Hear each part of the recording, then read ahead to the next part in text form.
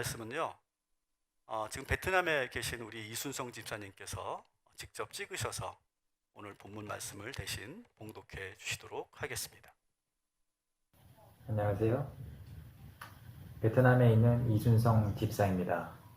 오늘 하나님께서 우리에게 주시는 말씀은 마태복음 27장 50절에서 54절입니다. 제가 봉독하겠습니다. 예수께서 다시 크게 소리 지르시고 영혼이 떠나시니라. 이에 성서 휘장이 위로부터 아래까지 찢어져 둘이 되고 땅이 진동하며 바위가 터지고 무덤들이 열리며 자던 성도의 몸이 많이 일어나되 예수의 부활 후에 그들이 무덤에서 나와서 거룩한 성에 들어가 많은 사람에게 보이니라. 백부장과 및 함께 예수를 지키던 자들이 지진과 그 일어난 일들을 보고 심히 두려워하여 이르되 이는 진실로 하나님의 아들이었도다 하더라. 아멘. 아멘. 네, 감사합니다. 우리 성경 봉독해 주신 이순성 집사님께서는 지금 말씀드린 것처럼 베트남에 계시고요. 원래는 작년 7월에 등록을 하셨어요. 가장 코로나가 아주 극성일 때 그때 처음 오셔서 등록을 하시고 그리고 계속 못 오셨어요. 온라인 예배로 돼서 드리셨고, 그래서 우리 모든 성도님들은 잘 모르실 거예요. 그죠? 얼굴 잘 모르실 텐데 현재 지금 베트남 현지 공장에서 기술 지원을 한 3개월간 하고 계시는데, 지난번에도 그렇고 이번에도 그렇고 한 주도 빠지지 않고 지금 예배에 참여하고 계시고, 온라인 예배 지금 보니까 또 이승훈 집사님, 고자영 집사님 또 참여하고 계시는데, 또 이렇게 귀한 말씀을 봉독해 주셔서 감사를 드립니다. 그리고 여러분 찬양 잘 들으셨죠? 네, 우리 드림 찬양대 찬양 아주 수준 높죠? 이 찬양은 또 지금 미국 캘리포니아에 계시는 우리 최철기 집사님께서 영상을 직접 편집해 주셔가지고 보내주신 거예요. 근데 이게 쉬운 작업이 아닙니다. 이렇게 그 이어폰으로 그 반주를 들으면서 노래를 하고, 그리고 여러 사람의 노래를 다 모아서 그걸 이제 싱크라고 하거든요. 영상과 이 입술과 소리를 다 맞춰야 돼요. 그래서 여러분 자세히 보시면 조금 안 맞는 부분이 있는데 그건 어쩔 수 없어요.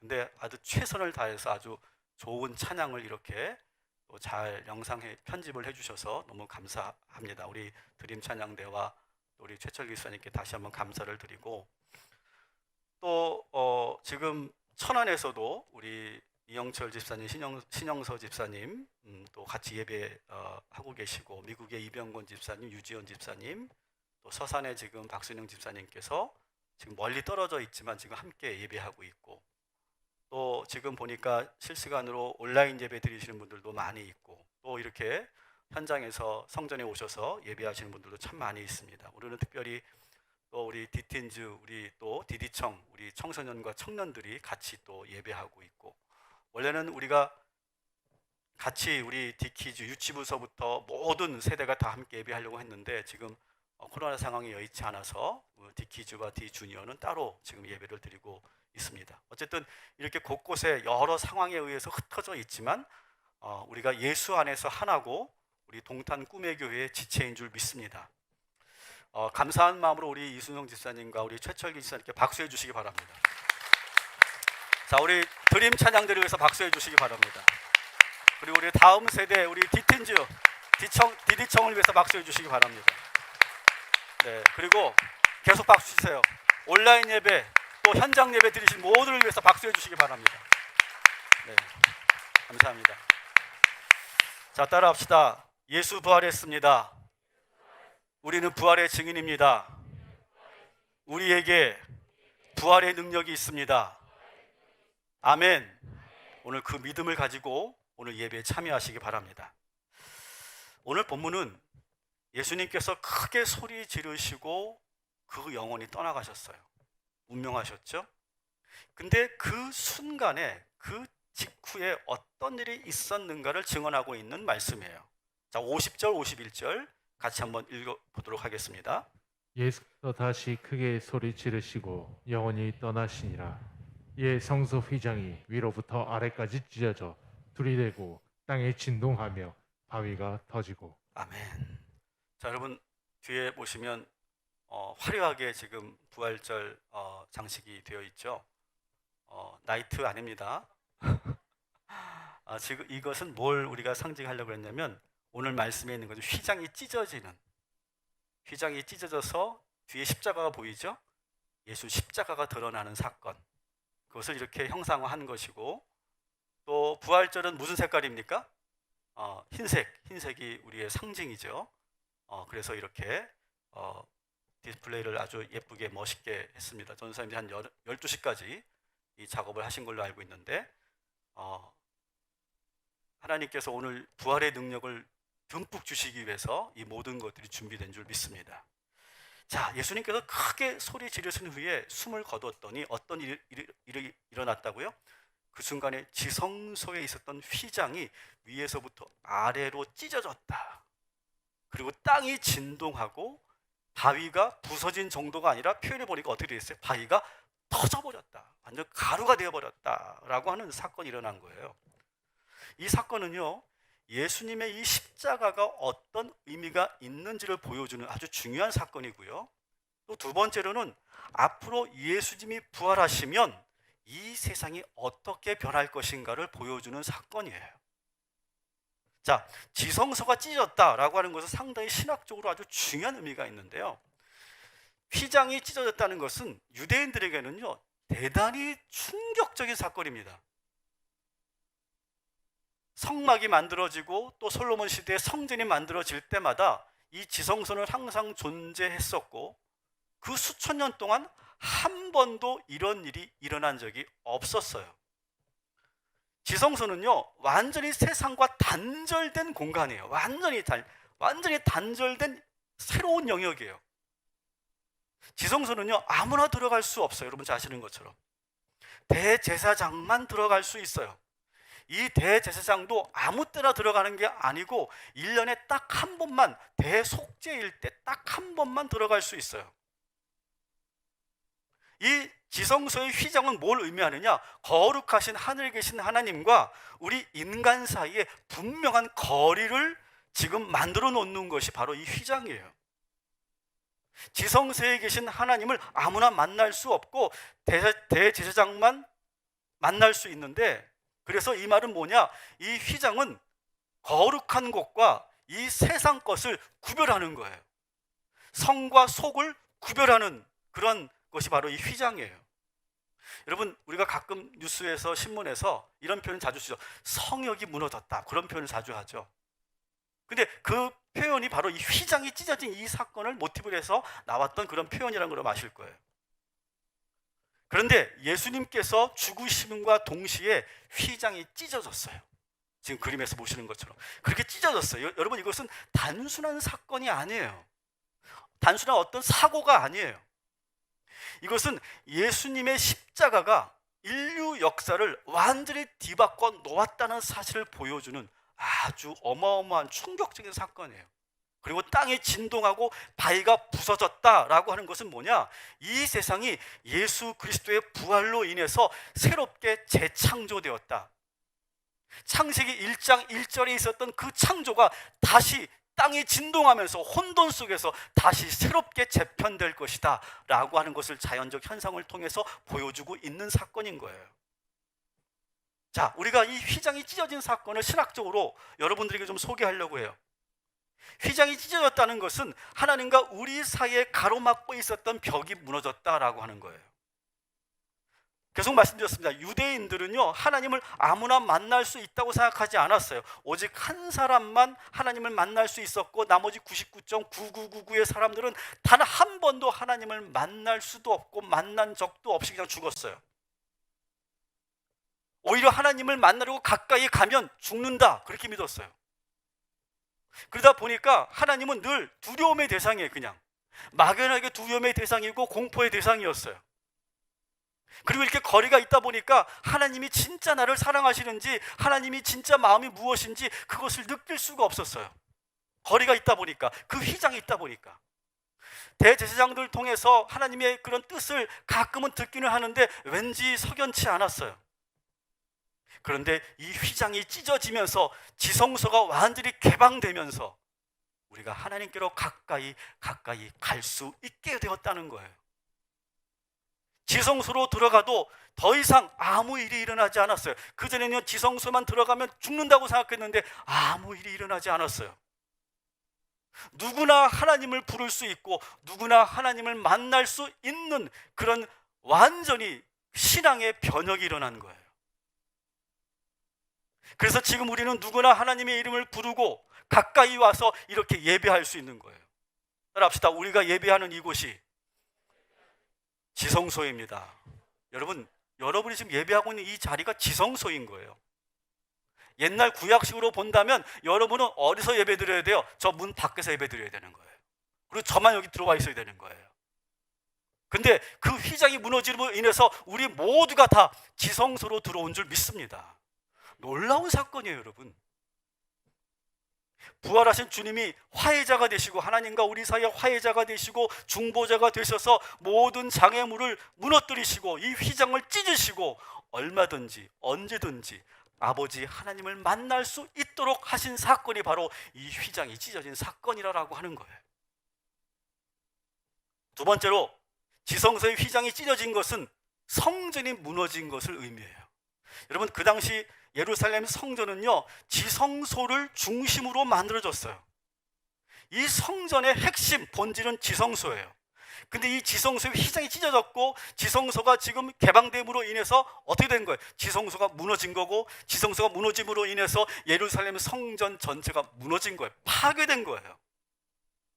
그런데 놀라운 일이 일어났어요.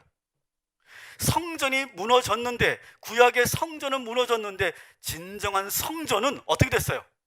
우리 안으로 들어온 사건인 거예요. 성전이 우리 안으로 들어온 사건이 된 거예요.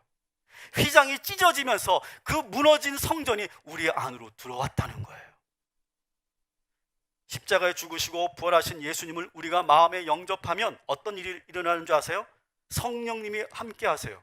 성령님이 함께 하시면서 우리 안에 뭐가 만들어져요? 성전이 만들어지는 거예요. 거룩한 성전이. 지금 여러분의 그 마음속에 예수님이 함께 하시고 성령님이 역사하셔서 여러분의 그 마음속에 성전이 지금 만들어진 줄 믿습니다. 이게 바로 이 휘장이 찢어진 사건인 거예요. 이후로부터 마음의 성전을 소유한 성도들이 모두 모여서 함께 예배하는 곳이 어디예요? 그것이 바로 교회인 거예요. 예레미야 31장 33절에 이런 말씀이 있습니다. 같이 읽겠습니다. 그러나 그날 후에 내가 이스라엘 집과 맺을 언약은 이러하니 곧 내가 나의 법을 그들의 속에 두며 그들의 마음에 기록하여 나는 그들 하나님이 되고 그들은 내 백성이 될 것이라. 여호와의 말씀이니라. 아멘. 자, 이 말씀을 보세요. 여호와의 법은 원래 어디 있어요? 언약궤 안에 있었어요. 그죠? 지성소의 안에 있는 언약궤 안에 있었어요. 근데 하나님의 법을 이제 어떻게 하겠대요? 우리들의 마음속에 두시겠대요. 우리 마음속에 하나님의 법이 있으니까 이게 뭐예요? 우리 안에 지성소가 된 거예요. 성전이 되었다라고 하는 말씀인 거예요. 이것이 바로 휘장이 찢어진 사건의 중요한 신학적 의미라는 거예요. 자, 그런데 여러분, 하나님과 우리 사이의 모든 휘장이 찢어짐으로 인해서 우리가 하나가 될 수 있었고 가까이 갈 수 있었어. 모든 문제가 해결된 것처럼 보였는데 여전히 문제가 하나 더 있어요. 그게 뭘까요? 여전히 우리는 죄인이에요. 이 죄가, 휘장은 무너졌지만 죄가 하나님과 우리 사이를 멀어지게 만들고 있어요. 항상 하나님과의 관계가 항상 위협받게 돼요. 이 죄 때문에. 그래서 여러분, 이 죄의 문제를 해결하는 방법은, 유대교나 천주교는 이 죄의 문제를 해결할 때 인간 스스로, 우리 개인 스스로가 이 죄의 문제를 해결할 수 없다고 봤어요. 그래서 유대교인들은 어린 양을 제사로 드리면서, 그리고 대제사장이 대신 지성소로 들어가서 대신 속죄를 위한 기도를 해야만 우리의 죄가 해결된다고 믿었어요. 대리자가 있어야 된다고 생각한 거예요. 지금도 천주교는 신부님을 통해서, 고해 성사를 통해서 회개 기도를 하고 있어요. 개인이 직접 하나님께 회개할 수 없어요. 그런데 여러분, 이 휘장이 찢어짐으로 인해서 무슨 일이 일어난 거예요? 우리가 직접 하나님께 회개할 수 있게 된 줄 믿습니다. 여러분, 제사장과, 유대교의 제사장과 신부님은 대리자와 가까워요. 대리자. 그분들을 통해서 하나님께 나아간다라고 하는 대리자의 역할을 하고 있어요. 그럼 목사는 어떨까요? 목사. 목사는요, 대리자가 아니에요. 여러분, 저를 통하지 마세요. 여러분이 직접 하나님을 만나시기를 주님의 이름으로 축복합니다. 자, 그럼 목사는 뭐 할까요? 목사는 뭐 하는 사람이에요? 여러분들이 하나님을 만날 수 있도록 그 길을 가이드해 주는 사람이에요. 도와주는 사람일 뿐이에요. 헬퍼일 뿐이에요. 여러분, 히말라야 정상을 올라갈 때 누가 항상 도와줍니까? 셀파라고 하는 사람이 항상 도와주죠. 그죠?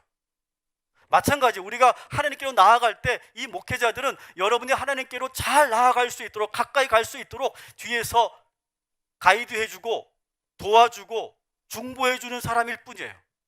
그래서 여러분, 가끔 이제 성도님들이나 또 회중기도 하시는 분들 가운데 그런 표현을 하시는 분들이 계세요. 목사를 제사장에 비유할 때가 있어요. 근데 여러분, 엄밀한 의미의 목사는요, 제사장이 아니에요. 왜? 대리자가 아니거든요. 여러분을 도와주는 헬퍼일 뿐이에요. 여러분, 그것을 여러분 잘 기억하시기 바랍니다. 여러분이 직접 하나님께 회개하면 하나님께서 만나주시고 여러분의 죄를 사하여 주시는 줄 믿습니다. 직접 할 수 있게 된 거예요. 휘장이 찢어짐으로 인해서. 고린도전서 3장 16절 17절 말씀 같이 읽겠습니다. 시작. 너희는 너희가 하나님의 성전인 것과 하나님의 성령이 너희 안에 계시는 것을 알지 못하느냐? 누구든지 하나님의 성전을 더럽 하나님이 그 사람을 멸하시리라. 하나님의 성전은 거룩하니 너희도 그러하니라. 아멘. 자, 우리가 뭐래요? 우리는 이미 거룩한 성전이 되었다는 거예요. 우리 안에 예수님이 계시다는 거예요. 그래서 우리가 성전을 더럽히지 않기 위해서 우리는 매일매일 뭐 해야 된다고요? 회개해야 된다는 거예요. 대리자 필요 없이 여러분이 직접 하나님께 회개할 수 있는 길이 열린 거예요. 사랑하는 성도 여러분, 이 거룩한 부활주일에 여러분 회개하시기 바랍니다. 보혈의 피로 모든 죄를 씻김 받으시기 바랍니다. 여러분의 마음이 거룩한 성전으로 회복될 줄 믿습니다. 여러분, 빌 게이츠가 이런 비전을 선포했었죠. 오래된 이야기지만 무슨 비전이었습니까? 전 세계 모든 가정 안에 컴퓨터가 들어가게 하겠다. 처음에 이 이야기를 했을 때 여러분, 이 퍼스널 컴퓨터가 있기 전에는 애니악이라고 하는 컴퓨터가 있었잖아요. 아마 여러분 사진을 보실 때 어마어마하게 부피가 크고 엄청난 공간이 필요하고 천문학적인 그런 돈이 있어야만 살 수 있는 애니악 컴퓨터만 보던 사람들이 이 빌 게이츠의 말을 듣고 다 미쳤다고 그랬어요. 어떻게 그 어마어마한 컴퓨터를 각 가정에 집어넣을 수 있는가? 말도 안 된다, 미쳤다라고 말했어요. 여러분, 근데 그 비전이 이루어졌습니까? 안 이루어졌습니까? 이루어졌죠. 자, 스티브 잡스가 또 이런 비전을 선포했죠. 나는 손에 컴퓨터와 전화기와 카메라와 오디오와 TV를 들고 다니게 하겠다. 이 비전을 처음 얘기했을 때 많은 사람들이 비웃었어요. 근데 어떻게 됐습니까? 그 비전이 이루어졌습니까? 안 이루어졌습니까? 이루어졌어요. 자, 그런데 여러분, 이 두 사람의 비전을 한번 잘 보자고요. 모든 사람들에게 컴퓨터를 갖게 하겠다. 모든 사람들의 손에 핸드폰을 갖게 하겠다. 이 비전이 어디서 많이 들어본 그러한 문구 아닙니까? 여러분, 이 두 사람이 이런 비전을 갖게 된 것은 누구 때문이냐? 하나님의 아이디어를 지금 배웠기 때문에 그런 거예요. 여러분, 성부, 성자, 성령 삼위일체 하나님께서 합력하여서 계획을 세우셨어요. 비전을 세우셨어요. 그리고 십자가와 부활을 통해서 예수님께서 그 비전을 이루셨어요. 여러분, 하나님의 위대한 비전은 뭔지 아세요? 보여드리세요. 하나님의 위대한 비전은 모든 세상 민족이 구원을 얻는 거예요. 이거는요, 유대교와 완전히 다른 거예요. 유대교인들은요, 유대인들만, 이스라엘 백성만 구원받는다, 이거였어요. 그런데 예수님이 이 땅에 오시고 부활하시면서 비전이 바뀌었어요. 하나님의 비전이 모든 세상 민족이 구원을 얻는 것, 누구나 하나님을 만날 수 있는 것. 여러분, 이것은요, 누구나 컴퓨터를 가질 수 있고 누구나 핸드폰을 가질 수 있는 그런 비전과 비교도 할 수 없는 너무나 위대한 비전이고 계획인 거예요. 누구나 거룩한 성전이 되는 것, 우리가 직접 어떤 대리자도 필요로 하지 않고 직접 하나님께 기도할 수 있는 것. 그리고 우리가 이렇게 비록 뿔뿔이 흩어져 있지만 온라인, 현장 예배, 해외로 이렇게 뿔뿔이 흩어져 있지만 그리스도 예수 안에서 우리 모두가 하나가 되게 하는 것. 이것이 바로 하나님의 위대한 비전이었다는 거예요.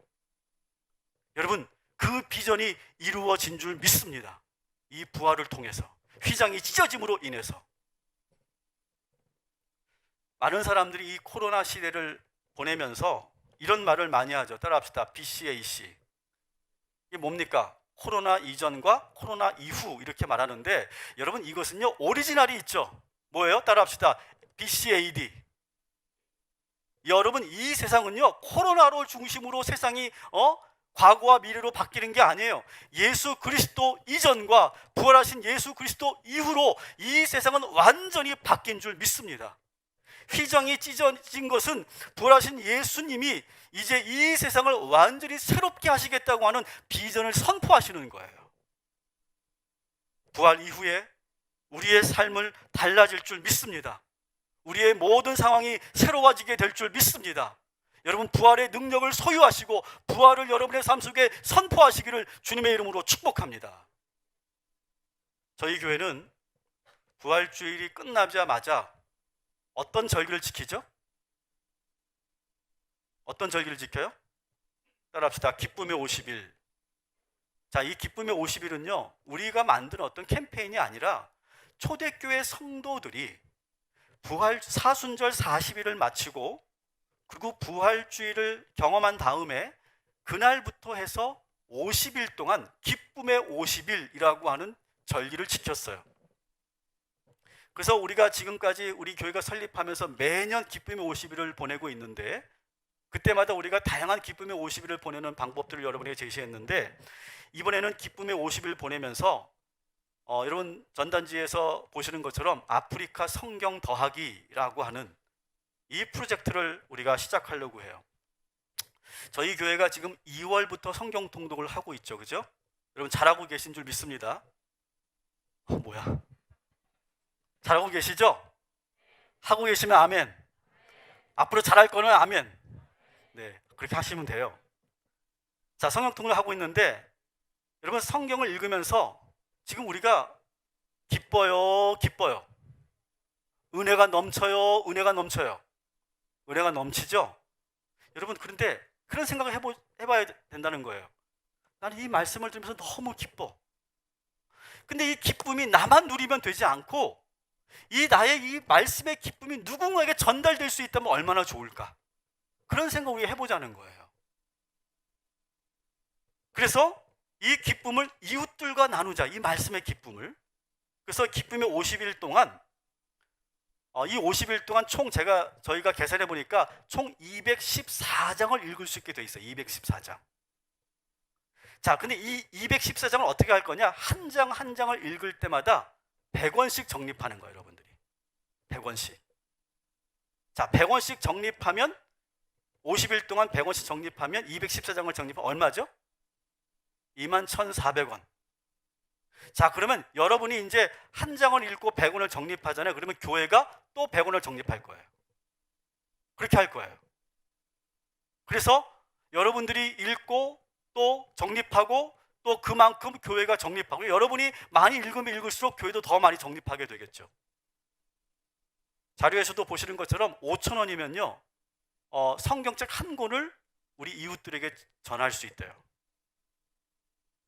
여러분이 읽은 수만큼 헌금해 주시면, 그리고 거기에 맞게 저희 교회가 다시 또 거기에 펀드를 만들어서 이제 이 프로젝트를 진행할 건데, 여러분이 100원을 적립하고 교회가 100원을 적립하는 거, 한 장을 읽으면. 그래서 5,000원이라고 그랬죠. 5,000원. 자, 그래서 이번에는 여러분 전단지에서 보시는 것처럼 지금 카메룬과 앙골라에게 지금 이 성경을 전하려고 해요. 지금 카메룬은 어떤 상황이냐면 최근에 이슬람 단체의 습격을 받아서 완전히 폐허가 되어 있고요. 또 앙골라는 지금요 난민들이 지금 표류하고 있대요. 오갈 곳이 없어서. 그 카메룬과 앙골라 그 이웃들에게 이 성경책을 전할 거예요. 어떻게 보면 그들에게 당장 시급한 것은 빵과 물이겠죠. 물론 그것이 중요하지만 우리가 생각하기에 오히려 하나님의 말씀, 생명의 양식을 저들이 먹을 수 있다면 저는 살 거라고 생각해요. 그래서 우리가 말씀을 읽으면서 그 말씀을 나누는 그런 일들을 하려고 하는 거예요. 그래서 4월 4일부터 5월 23일까지 총 214장을 우리가 읽게 되는데, 자, 그러면 우리가 해보면 어떻게 계산을 해보니까, 만약에 우리 성도인들이 100분이 이 성경 읽기 운동을, 기쁨의 50일 운동을 참여하시면, 그리고 거기에 교회가 같이 그 장수에 맞게 이렇게 하면, 100분이 함께 참여하면 계산해 보니까 428만 원이 되더라고요. 428만 원이면 무려 857명에게 이 성경을 나눌 수 있게 되는 거예요. 그리고 더 감동이 되시는 분들은 내가 읽은 장수와 상관없이 여러분이 더 헌금해 주시면 더 많은 그런 사람들에게 성경이 나누어지겠죠. 저는 가능하면 우리가 1000명에게 성경을 나눠주면 어떨까? 저는 그런 거룩한 한번 기도도 한번 해봅니다. 비전을 좀 세워봅니다. 여러분이 매일 한 장 한 장 읽을 때마다 지구 반대편에 있는 이웃들이 하나님 말씀으로 구원받게 될 줄 믿습니다. 여러분, 이 운동에 여러분이 참여해 주시기 바랍니다. 여러분, 이 거룩한 운동을 보시고 하나님께서 이 내용을 보시고 얼마나 기뻐하실까요? 저는 하나님께서 기뻐하실 줄 믿습니다. 우리의 영혼도 이 말씀을 읽으면서, 그리고 이 말씀을 내가 읽으면서 누군가에게 말씀을 전해줄 수 있다고 할 때 우리의 영혼도 얼마나 기쁠까요? 따라합시다. 영혼의 기쁨. 여러분, 영혼의 기쁨만큼 정말 좋은 건 없다고 생각해요. 이제는 우리가 영혼의 기쁨을 누려야 된다고 생각해요. 그리고 이 과정을 통해서 우리 이웃들이 기뻐하게 될 것이고, 또 이렇게 선한 일을 하는 우리 교회들을 보면서 세상이 새로운 눈으로 다시 보게 될 것이고, 그리고 우리 교회를 바라보면서 기뻐하게 될 줄 믿습니다. 하나님도 기뻐하고 우리 영혼도 기뻐하고 우리 이웃도 기뻐하고 세상도 기뻐하는 이 거룩한 기쁨의 50일을 우리가 힘차게 이 부활주일을 예배드리면서 시작하게 되기를 주님의 이름으로 축복합니다.